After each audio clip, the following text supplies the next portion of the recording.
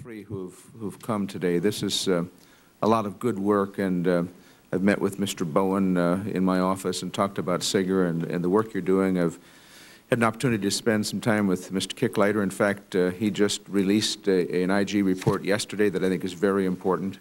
And, of course, Mr. Walker has done just terrific work in these areas. So I want to thank all of you. You are so important to us at this point.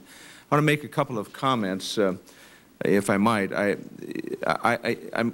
really appreciate this hearing being held. I think for 5 years, frankly, Congress has done a miserable job of oversight, just a miserable job. And we've just shoveled money out the door, and it is the greatest waste, fraud, and abuse in the history of this country. I'm convinced the American taxpayers have been stolen blind. And let me give you just a couple of examples. I'll hold up a chart that shows a comment by Mr. Will Granger. He was in charge of all water quality for Iraq because we paid him for that. He worked for the KBR, the Halliburton Corporation. They had a contract to provide water to military bases. This is from an internal memorandum of the Halliburton Corporation that I was able to get a hold of, and he talks about the problems. They weren't testing water. And Mr. Granger, this is an employee of Halliburton, says, this event should be considered a near miss as the consequences of these actions could have been very severe, resulting in mass sickness or death. This is a 21-page internal report by the company that was paid to test water and didn't do it. The company denies this happened, and the Pentagon didn't care much about it, regrettably. Mr. Kicklighter, thank you for the Inspector General report that finally tells us this is a set of facts that's very important. Let me just also hold up Ms. Greenhouse's testimony. She talks about when the log cap and the Rio projects were originally given. This is the highest civilian contracting officer in the U.S. Corps of Engineers. She came to the Congress and she said, I can unequivocally state that the abuse related to the contracts awarded to KBR represents the most blatant and improper contract abuse I've witnessed during the course of my career. This is the highest civilian official at the Corps of Engineers. And you know what she got for that honesty? Demoted. And of course now for 3 years, that's been kicking around in the Pentagon. Frank Willis, let me show you Frank Willis. He came forward.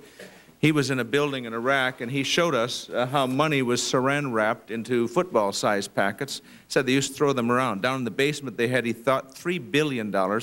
This money went to Custer Battles Corporation. They were told to bring a bag because we pay cash. This happens to be $2 million in $100 bills. And Frank Willis told us the way money was distributed, and he said it was the most unbelievable waste that he'd ever seen. Now, let me show you a tiny little example. Mr. Henry Bunting showed up, and I held 12 hearings in the Policy Committee because other committees weren't holding them. He showed up with this towel. This towel, as you see, is a white towel. Henry Bunting worked for KBR. He was supposed to order towels for the military because now we contract everything out, even the buying of towels. So he made an order for a towel, ordered a white towel. The supervisor said, no, you can't do that. You need to order a towel with KBR embroidered on it. He said, the problem is that will triple or quadruple the price. His supervisor says, doesn't matter. This is a cost-plus contract. Taxpayers pay for that. So this is the towel the troops got with KBR embroidered on it. Now, this is a tiny little issue. The fact is this wouldn't be a part of any investigation that's going on. It's just profound waste of taxpayers' money.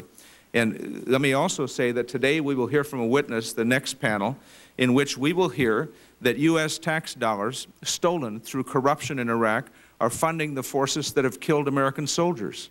We'll hear that directly from someone who was in Iraq and involved in this issue. We'll hear from a witness who said that he showed up and was given $11 million in cash. $11 million in cash. And all he had to do was to give them the name, a photo ID, and an address. That's less documentation you need to give cash a $25 check in this country. $11 million, which was, by the way, later stolen. So, you know, we see these things. There was a question, I think, about are the Iraqis paying now for beginning to pay for their own defense equipment? We'll have testimony today as well that says, well, yeah, they are. In fact, they're ordering tanks and planes and so on, some of which are never delivered, some of which are delivered as old equipment. And the former Minister of Defense cannot account for, and he's now gone, of course, with substantial property holdings in London, cannot account for $4 billion that went through his hands. But I know where some of it is. If I sound upset by this, I think what's happening here is unbelievable. Mr. Kicklighter, the Inspector General's report you did yesterday describes, I think, an undermining of our soldiers, even as the American taxpayers are being fleeced. And we don't have nearly the resources that we're working on. Inspector General Bowen, this is your third quarter report from last year. I've kept it on my desk now for 4 months, because in it we talk about, we have 967 water projects right now we're funding in Iraq. We have 478 electricity projects. You've done some awfully good work delineating exactly what projects are ongoing that are being funded with American tax dollars. And I appreciate your coming today to talk about, are we finally, at last, at long, long last, a country that's up to its neck in debt, shoveling billions of dollars out the door, sending $100 bills over by C-130s on pallets?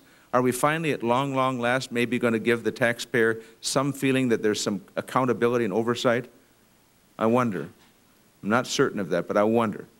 And this hearing is a very important hearing. It's the tip of the iceberg. And the three of you have done really excellent work. I'm sorry to use my time just to talk, because you've got a lot to say, and I know that, and I've read your reports and have kept pretty close track of this, having done 12 hearings.